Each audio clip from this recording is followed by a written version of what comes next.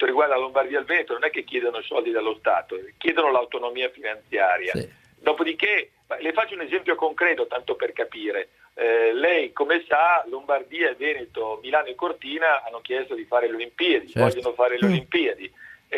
Noi Veneto sì, almeno io ho detto, non noi, ecco, io ho detto benissimo, andate avanti in questo sogno, coltivatelo, mi sembra anche giusto, sappiate che però non pagherà lo Stato, pagherà la Lombardia e il Veneto questo tipo di investimento di immagine che secondo me anche per la montagna italiana è molto interessante, e quindi lì devono essere consapevoli che devono avere la disponibilità di mezzi finanziari che si procacceranno da soli nell'ambito dei loro bilanci per poter finanziarsi questa spesa.